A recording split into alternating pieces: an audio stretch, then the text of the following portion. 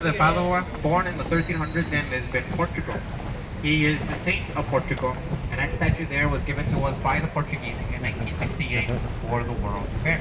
But why is the river named after that person? Because that person right there didn't even know this river existed.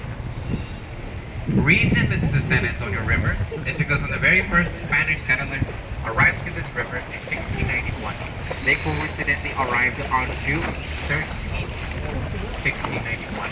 And June 13th is the day of San Antonio. It means the St. Anthony boat. But the river already had a name when they got here, and it was originally called the Yanaguana River. Now, Yanaguana translates to River of Spirits, because the Native Americans lived there, they were the ones that gave it that name. And there were a small clan of natives called the Payaya. And the Payaya religion, it was believed that humanity sprouted from this river thousands of years ago. It was kind of like their version of the Garden of Eden, but while we're on the topic of religion, take a look to my top right side up high. Take a look at that churchyard. Y'all see that? That is St. Joseph's Catholic Church, founded in 1868 by incoming German immigrants who really wanted to practice their Catholic faith in their German tongue. Maybe some of you are wondering why there's even Germans here if we're in San Antonio, right? The reason there's Germans here is because for the vast majority of the 1800s, the number one incoming immigrant population in modern-day Texas were Germans, followed by French, followed by Eastern Europeans, and then followed by Mexicans. Now, the German population got so high that the Germans, that for about 10 years, the number one spoken language in San Antonio wasn't English or Spanish. Anyone guess what it was? It was actually German. German was the most spoken language in San Antonio for almost 10 years. But we can take a look to my top right corner. Look at that red sculpture. Y'all see it? That is a torch of friendship.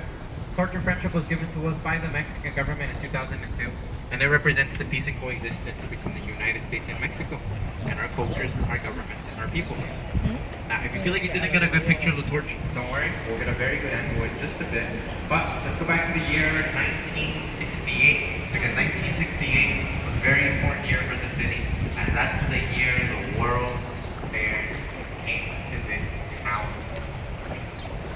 Boy, was it a big deal, because the city here was expecting 7 million visitors while there were only 600,000 residents in the entire county. And if you're expecting that many people, then you should probably start building a few hotels to stay somewhere. Except the city didn't really do that. Not until 1967, when it was almost too late.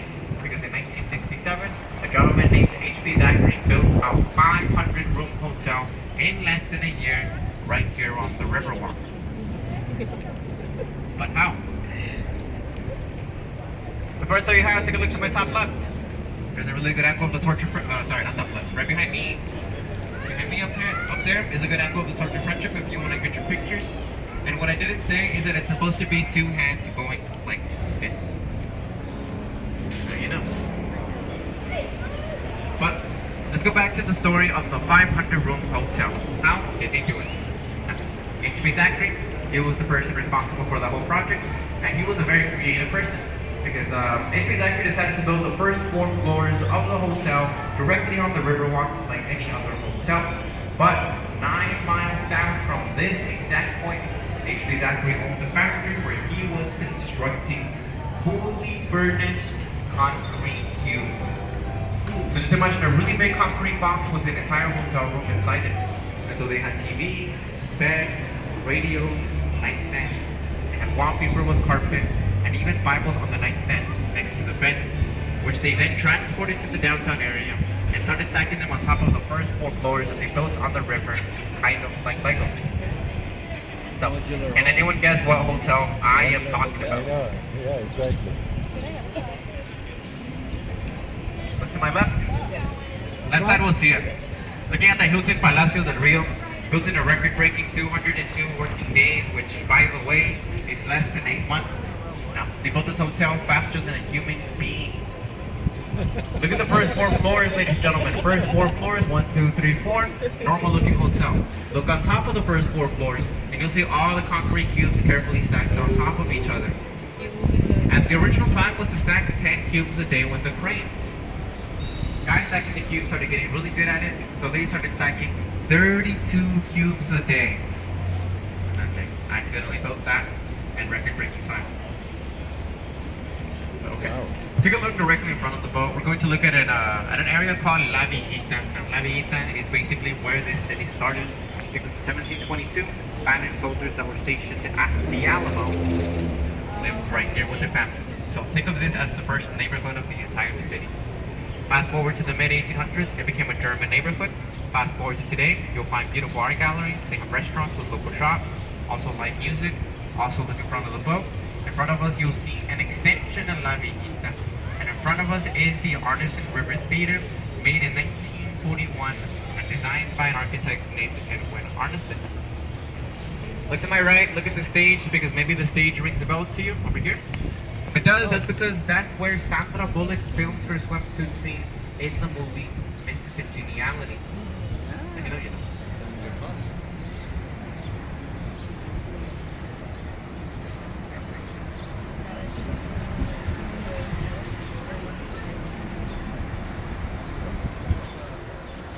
Now we can look to my right side behind the trees over here. We're going to look at the Briscoe Western Art Museum. The Briscoe opened up in 2013 and it's named after former Texas Governor Dolph Briscoe Jr. But this building here dates back all the way to 1930. In 1930, all of this used to be a library, and in fact, it was the very first San Antonio Public Library, which was funded by a Scottish immigrant some of you have probably heard of by the name of Andrew Carnegie. The library later relocated in 1968, but if y'all go to this museum today, inside you can find a really cool interpretation of the American West. You can find one of General Santa Anna's ceremonial swords, along with one of Pancho Villa's saddles, and even the original Wells Fargo stagecoach. But right here we're passing through this very low-hanging bridge, but this bridge here is also a very interesting bridge because a company from Berlin, Connecticut fabricated this bridge for the city in 1890, and it's made out of cast iron, and this is also a rivet bridge, meaning it's only held up by all the bolts you see on the bridge. Now, the reason it was designed this way is because back then, these bridges were marketed as the bridges of the future. Now, the idea was that you would actually order this bridge off a catalog, and then they would bring you the parts for the bridge, and then someone would assemble the bridge on the spot. So think of it like IKEA, except not as successful because there's only 10 of these bridges in the United States, and there's 3 of them on this river. So that is 1 of 10. Okay. But we can look to my right side in the middle of the 3 trees. See that black sculpture with the hands and arrows? That's Father Massanin's table, and it commemorates the first Spanish Mass held on the river in 1681. And even here where we're looking, you can look into my right and look down. See these roots here? Those roots carve out a naturally heart-shaped island called Marriage Island. And the reason it's called Marriage Island is because on average about 300 couples get married on this island behind us every year. So that is like every other day. But to give you a personal note, one time in one of my 6-hour shifts, I witnessed 4 different back-to-back marriages on that island back then. So that's really common. But right now, I recommend you get your phones and cameras out. I am going to show you 2 things that you're probably going to want to take pictures of. Once again, get ready. Now, the first of the 2 things is going to be right in front of the boat. Right in front of us, we're going to find an angle that really captures the beauty of the river. See all the trees lined up with this very distinct looking building in the background. Now, that building has a name. That is the Bexar County Courthouse, longest continuously ran courthouse in Texas, founded in 1718. But after that, take a look to my top left side and look at that tower right there. See that? That's a tower light. The tower that was constructed in 1929 by father-son duo Robert and Anthony Hayers. It cost him $3 million to fund and 1 year to make. But ladies and gentlemen, look at the top of the tower up there, and you can find gargoyles sticking out of the building. You see them? Yep. Okay. Once you found the gargoyles, direct your attention towards the bottom, all the way to the bottom. Look for the first story windows. Y'all look at the first story windows. Now look slightly above the first story windows, and you can find grotesque faces. See them right there? Now why are they there? Yeah. I'll tell you why. So, the reason they're even there is because the original owners of the tower light, their names were the Smith brothers, and the Smith brothers were a very superstitious duo. And they believed that these faces down here and gargoyles up there would ward off bad business and evil spirits. Now, they did such a good job that 3 months after the building opened up, the stock market crashed in the United States. So the Smith brothers went broke and sold the building for $236,000. Now, we're adjusting for inflation, that's like $4 million today, but the original price would have been $56 million. And if you look to my right side, we're looking at the International Center. This is where the United States, Mexico, and Canada conduct trade in the city as part of the North American Free Trade Agreement. After that, look directly behind me at the tower light. Look at the tower light from this angle, and you'll see that it kind of looks like a ship coming straight at us. People say it looks like a Titanic. But just a heads up, we're at a blind spot, folks. I have to honk my horn to make sure no one's going to come through here. So once again, I'm going to honk my horn. You ready, sir? No? Okay. 1, 2, 3, let's go.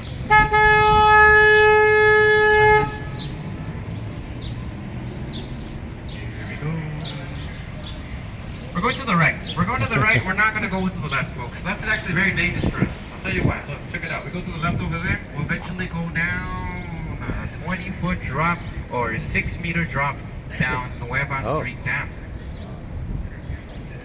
So you can raise your hand if you want to go down there. Yeah, I didn't want to go down there either. It's a bad idea. If we go down the drop, we'll probably end up in the Gulf because this river is 246 miles long. Oh. The river's also over 10,000 years old because the river is a natural river. Ladies and gentlemen, this river is the reason the city exists. We built the city around the river because humans need water. And of course there are man-made bits here and there because humans live here. Right here underneath this bridge, we entered a man-made section. This is a flood channel. Take a look to my left, you see those drains there? Whenever there's a lot of rain in the city, much of the rain from the streets circulates through drains kind of like these, and then it goes to the river, and that prevents floods in the city of San Antonio. But another thing that we have that prevents floods in our city is going to be to my right side, right over here. You see that right there? What is it? Oh man, it's right in front of you. It's the Riverwalk. What? Why do we have a Riverwalk? Here, number some historical context. So the entire reason this Riverwalk even exists is because San Antonio suffered the most disastrous flood in the city's history in 1921, a little bit over 100 years ago. Now, the flood was so bad that this river underneath us destroyed millions of dollars in properties, but it also killed 202 people, and it was even reported that the San Antonio River, this river underneath us, rose 9 feet or almost 3 meters, but not 9 feet directly above us, because in reality, the river rose 9 feet on top of the streets that are on top of us into downtown San Antonio area. That is really bad. And so the city really needed a flood control. Now, in 1927, a 27-year-old architect by the name of Robert Husband made his way to San Antonio, and he proposed all of this. Robert Husband argued that the Riverwalk would allow commercial development while preventing future floods and allowing the natural ecosystem to flourish. Look around you. There's the Riverwalk, right? How does it prevent floods? It's actually really simple. Now, this Riverwalk is essentially just controlling the circulation of the river so that it doesn't go everywhere in case of a storm. But we also have 6 floodgates on the Riverwalk which are controlling the level of the river itself.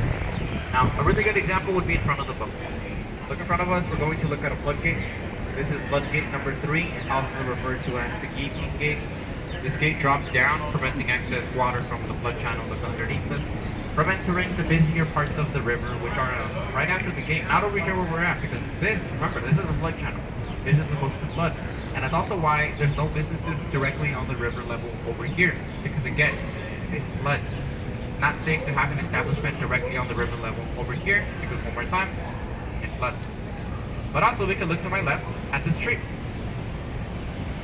That tree is living proof that the river is natural because, folks, that's a bald cypress tree. These are swamp trees. They need a lot of water to survive. That specific tree is well over 400 years old. Where's it getting water from? The river. And that tree was already there when the very first Spanish settlers arrived to this river in 1691.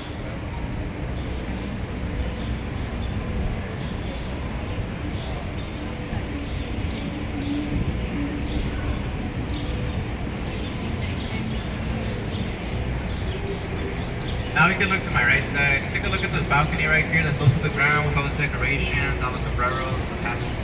That is the Esquire Tavern. That's the longest continuously ran tavern on the river. They opened it in 1933, y'all. At the same year, Prohibition was lifted in the United States. That's when alcohol was illegal for almost 13 years. And that tavern opened a full stock bar in less than 2 minutes after Prohibition.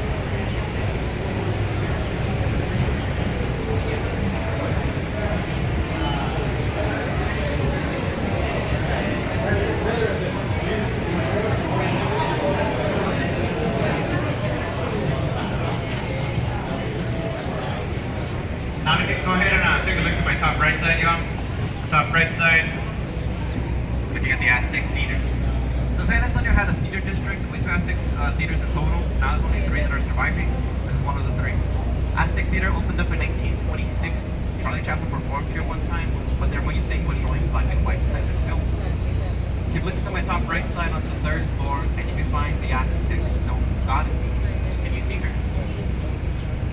Okay, the theater unfortunately started to decline by the 70s because no one was watching some of the films in the 1970s. Keep in mind, Star Wars debuted in 1977. Some of the films were a thing of the past.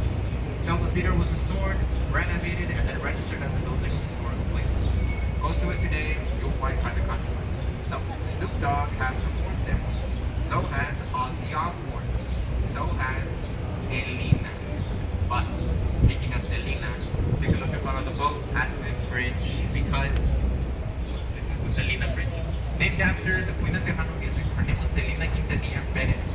She became famous in Corpus Christi, Texas, and the reason this bridge is named after Selena is because they filmed the scene on this specific bridge for the 1997 movie named Selena. Maybe some of you don't even know who that is. That's fine, we're inclusive. If you don't know who Selena is, do you at least know who Jennifer Lopez is? J-Lo. Because that movie made J-Lo. J-Lo wouldn't be famous if it wasn't for Selena. But we can take a look to my left side at this white hotel. We're looking at La Omni Mansion. Folks, this is just a hotel. Okay, the building is what's important. That building started off as a school, a very small school called St. Mary's School for Boys, which was founded in 1853. The school later evolved to change its name to St. Mary's School on the river, and then one more time to St. Mary's School of Law, until they had too many students, so they relocated the campus, and then it became a hotel. But if some of y'all want to study law in San Antonio, maybe you want to send your kids off to law school, like right here for example, you can do it here in San Antonio. St. Mary's University of Law is still around, but if you want to do it, you better save up a little bit of money because for 1 year of tuition, it'll cost you $62,000.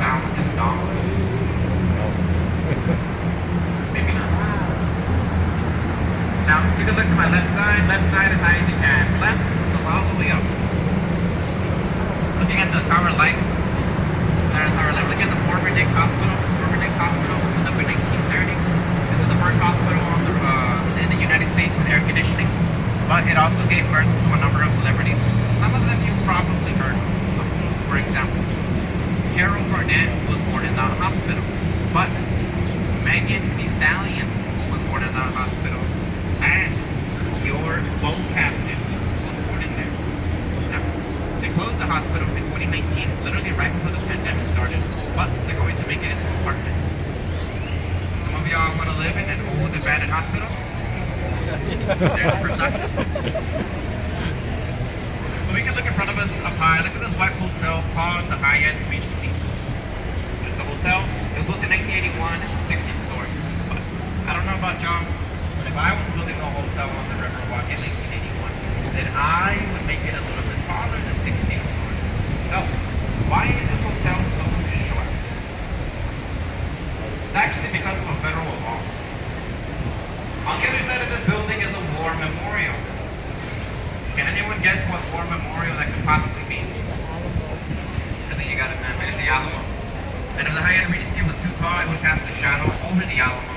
And it's actually illegal in the United States of America for any building to cast a shadow over a war memorial. Now, that also explains why San Antonio doesn't have much of a skyline compared to other major cities in the United States.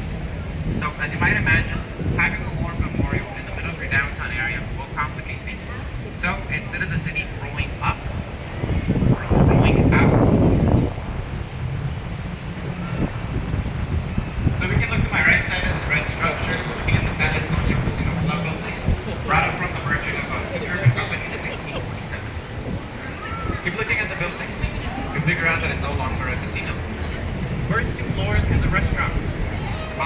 apartment.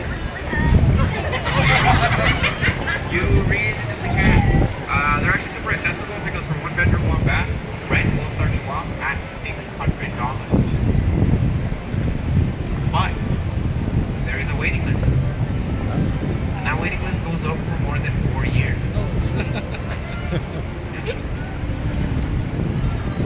Okay. Well, this Riverwalk all around us was finished being built in 1941. There actually was someone in the city who they already established a business directly on the river. Why? Because remember, this river had a bad reputation. It always would. So the original architect of the Riverwalk, his name was Robert Hugman. And Robert Hugman wanted to show everyone that the Riverwalk was ready, that it was safe, and that it wasn't going to be bloody all the time. He ended up setting the example. He walked the walk, and he moved his personal office directly to the Riverwalk. So let's go ahead and take a look to my right side at the cylindrical building. We're looking at Robert Hugman's original office. There's a little bit up at the balcony right there. You can find Robert Hugman's name. It'll spell U-R-H-H Hugman. And then it's going to say architect. By the way, that's the person responsible for the entire Riverwalk. They take a while for restaurants to start popping up. It didn't happen overnight. And the first restaurant will officially open its doors on the river level. In front of us to the right side is the umbrella. Looking at Casa Rio. Casa Rio opened up in 1926. They opened up, they quickly found out they didn't have enough space for all of the tables. So, they put tables directly on the river to make more space. And then they went ahead and started putting tables on the boat. Meaning, y'all have the option of dining on the boat if you reserve it. Now, I want to clarify. Most of the stuff you find here in San Antonio, it's not Mexican food, but it's Tex-Mex. I feel like it's no distinct culture, so whenever you go to a restaurant that's Mexican food, actually Tex-Mex, there's a bit of a difference. But okay, I'm gonna give you a pop quiz. I want to see who's gonna take attention. You ready? Okay, you're pretty ready. Now, raise your hand if you think the San Antonio River is natural. Raise your hand if you think the river is man-made. It's natural. Raise your hand if it's both. Natural and man-made. It is both. San Antonio River is 90% natural and 10% man-made. All of this right here is natural. This river naturally forms a horseshoe that we just built around. In front of us, not so natural. We're entering the man-made extension extended in 1958 for the World's Fair. Why was the river extended for the World's Fair? Well, when the World's Fair came to San Antonio, no one knew San Antonio existed because San Antonio wasn't on the map. So, the World's Fair was an excellent opportunity to show off all of this to the world. It was basically marketing, right? But there was a problem, and the problem was that the World's Fair was being hosted too far east, directly in front of the boat, while the original river was too far west behind us over there at Casa Rio. So, San Antonio secured $7.5 million and used that money to carve the river to the World's Fair. The idea was the people of the World's Fair to come downstairs to the river, get on river taxi, and then we took the taxi back to the hotel. Speaking of hotels, take a look directly in front of the boat up high. Look at the Star Hotel with letters in red. See that? The Marriott. Very hard to miss. So that's the first 1,000-room hotel in the city, and they built it in 1988. But 3 years before that hotel even existed, they actually had a 3-story abandoned hotel on the exact same property as the modern-day Marriott, and it was called the Fairmont. So the Marriott, right? They wanted to destroy that with Fairmont themselves to make way for the brand new Marriott. That is in front of us. Except they really couldn't. They couldn't because the Fairmont was just too historically significant to the city. So they had to preserve the Fairmont. And preserve it they did by doing the only logical thing they could really do. Oh, that logical thing was to go ahead and just pick up the 160,000-ton Fairmont Hotel off its foundation. And then they put it on trucks on wheels that were filled with air. And then they moved it 6 blocks south. Over there. To South Alamo and Nueva Street. Where you go visit it to this day. The moving of the Fairmont is in the Guinness Book of World Records for the heaviest building on wheels.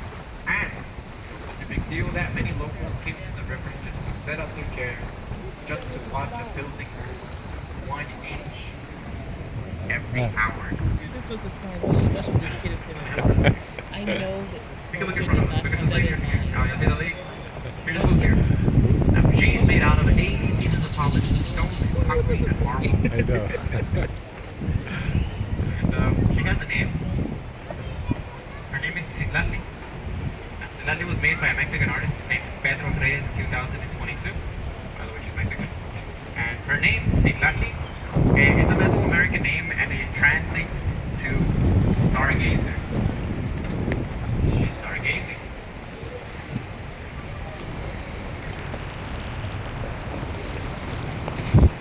I guess we're back So right now we are starting to Joshua.